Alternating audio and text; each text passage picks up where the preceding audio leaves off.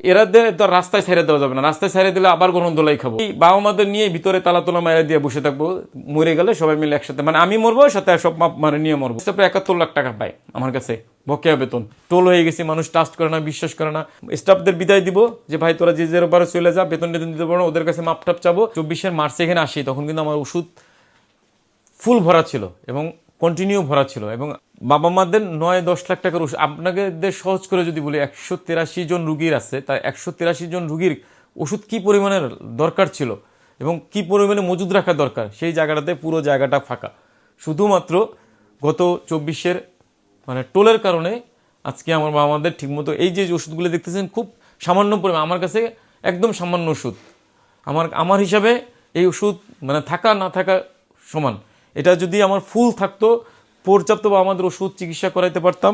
এইটা হলো স্যালাইন, এগুলি এই রিসেন্ট আমরা এগুলি কিন্তু বাকি আনা, বুঝছেন, যেগুলি আছে আপনারা যেগুলো দেখতেছেন যতটুকু আছে তাও কিন্তু বাকি। এগুলি বিভিন্ন ফার্মাসি থেকে মাসিক বা মানে ডিউ করে এগুলি লাগবে দেখেই, মানে এইটু এখন যেটু আছে এটু না থাকলে চলাই যাবে না। কিন্তু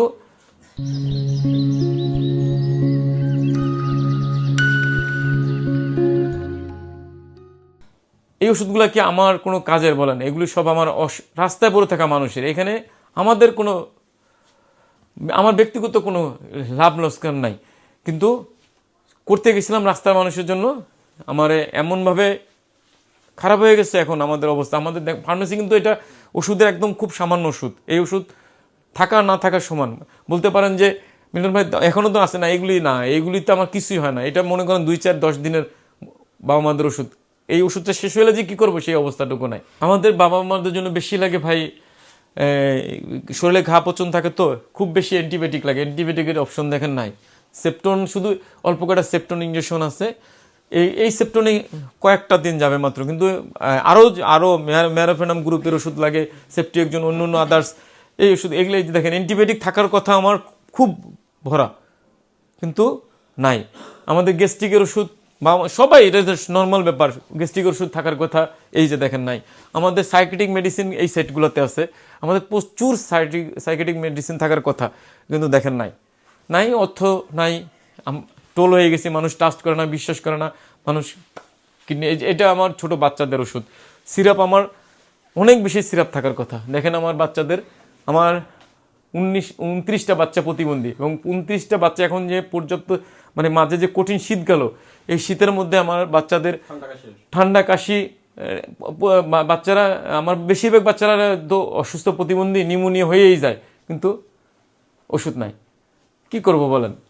মানুষ আমাদের, এটা হলো আমাদের ফ্রিজে ওষুধ নাই। ফ্রিজে যেগুলি মানে ইনসুলিন বাবা মাদের দেখেন খালি, এগুলি কি করবো এখন? সামলাইতে পারতেছি না, কিনতে পারতেছি না, পর্যাপ্ত চিকিৎসা দিতে পারতেছি না। এইভাবে চলতে থাকলে মানে আমি আপনাকে, আমার একটা ভরসা হলো রমজানের মধ্যে যদি ঠিক না হয় ভাই, আমি আপনাদের একটা জিনিস বলে দিতে হয়, আমার এছাড়া মানে স্টাফদের বিদায় দিব যে ভাই তোরা যে যে বারে চলে যা, বেতন টেতন দিতে পারো, ওদের কাছে মাপটাপ চাবো। কারণ আর কতদিন টানবো? গত 1.5-2 বছর ধরে টানতেছি।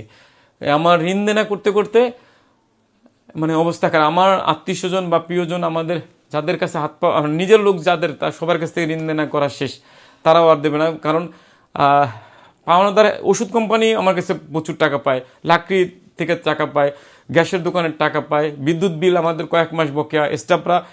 আমার স্টাফরা 71 লাখ টাকা পায় আমার কাছে বকেয়া বেতন। তো দেখা যাবে যে এই বাবা মাদের নিয়ে ভিতরে তালা তোলা মায়েরা দিয়ে বসে থাকবো, মরে গেলে সবাই মিলে একসাথে, মানে আমি মরবো সাথে সব মানে নিয়ে মরবো। এছাড়া তোর, কারণ আমি যদি না চালাইতে পারি, এরা তো রাস্তায় ছেড়ে দেওয়া যাবে না, রাস্তায় ছেড়ে দিলে আবার গণদোলাই খাবো, তা রাস্তার মানুষ পিটিয়ে মেরে ফেলাবে আমারে, তার চেয়ে নিজেরাই, তো উপায় নেই। আমার মানে যতটুকু ক্ষমতা ছিল, যত কিছু ছিল, আত্মীয় স্বজন, পাড়া প্রতিবেশী বা যা ঋণ দেনা, মানে যারা ট্রাস্ট করে বাকি বুকি দিচ্ছে, তারা আর কত বাকি দেবে? তাদের সবারই ভরসা রমজানে দিয়ে দেবো বলে রাখছি। এই রমজানে যদি রিকভার না করতে পারি, তাহলে মনে করেন সব আটকে দিয়ে ভিতরে বসে থাকতে হবে। মানে আমার 173 জন বৃদ্ধ বাবা মা, পাগলি বোন, এদের ছেড়ে যাব না। আমি আপনাদেরকে একটা কথা বলি, সিরিয়াসলি বলতেছি, আমি কোনোদিন পালাবো না, কিন্তু এদের নিয়েই জলনা আটকাই দিয়ে বসে থেকে তারপরে যা কিছু, এছাড়া তো উপায় নাই। কারণ এদের যদি রাস্তায় আবার ছাইড়ে দিতে যাই, মানুষ তো নেগেটিভভাবে মানে মানবে না, রাস্তা থেকে তুলে আনে। আর এদের কোথায় ছাড়বো বলেন? আর এরা যদি রাস্তায় আবার ছেড়ে দিই, এরা আবার রাস্তায় যে পুচা গুইলা মরবে, তার চেয়ে এক জায়গায় বসে মরবো আর কি, এর ছাড়া তো কোনো উপায় নেই। একটা মিডিয়া নিউজ কিন্তু আমার অন্যায়, একটা কিডনি 900 কিডনি বেচি মামলা দিছে আমারে, 400 কঙ্কাল পাচার করছি, 400 বাচ্চা পাচার করছি, এরকম মামলা দিছে। একটা বাচ্চাও কি আপনারা প্রমাণ করতে পারছে কেউ? একটা কঙ্কাল কোথাও বেচছি, একটা কিডনি বেচছি, একটা ছবি ভিডিও কি কেউ দেখাইতে পারছে? দেখাইতে পারে না। কিন্তু মাঝখান দিয়ে আমি এমন বিপদে পড়ে গেছি, এখন না পারি কিছু করতে, না পারি ছাড়তে। এখন বলবেন যে আপনি সমাজ কল্যাণ চালাচ্ছিল, আপনি কেন আবার ঢুকছেন আয়সা? এখানে আমি দীর্ঘ 12 বছর শ্রম দিয়ে এই প্রতিষ্ঠান দাঁড় করাইছি।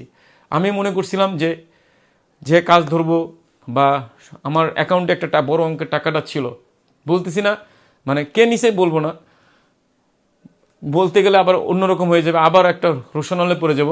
আমাদের যে আপনারা জানেন যে আমি কোটি টাকার মালিক, বা কোটি কোটি টাকা ছিল আমার অ্যাকাউন্টে। 2024 মে মাসের অ্যাকাউন্ট ভিডিও দেখবেন, আমার লাইভ দেখবেন, দেখবেনও বলছি আমার কাছে 1 কোটি টাকা, 1,85,00,000 টাকা ছিল। এবং মিডিয়াতে যখন ট্রায়াল হয়েছে তখনও আমি বলছি আমার কাছে এই টাকাটা ছিল বৃদ্ধাশ্রম অ্যাকাউন্টে। যখন আমি প্রতিষ্ঠান বুঝে পাই টাকাটা ছিল না। এবং কে নিছে, কেমনে নিছে সেটা বলতে চাই না, কে নিছে সেটা, কিন্তু আমাদের অর্থনৈতিক অবকাঠামো নাই। পুরো টোলের কারণে আমাদের যে খালি আছে শুধু বাড়িটা, আর সব চলে গেছে।